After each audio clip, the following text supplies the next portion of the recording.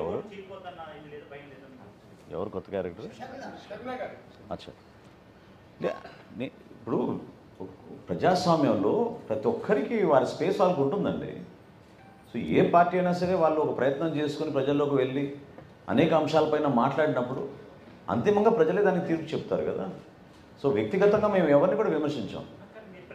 మా ప్రయత్నం ఖచ్చితంగా ఈ రాష్ట్ర ప్రజలకి ఒక మంచి పరిపాలన తీసుకురావాలి, ప్రతిపక్ష ఓటు చీలనివ్వకూడదు.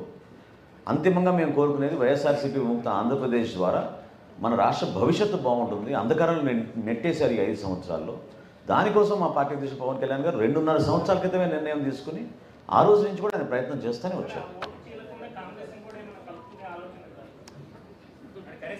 ఇప్పుడు అది కాదండి, మీరు అడిగే ప్రశ్నకి జనసేన పార్టీ ఎన్డీఏలో భాగస్వాములుగా ఉన్నామండి. ఎట్లా మీరు అట్లా అడగలుగుతారు? ఏమండి,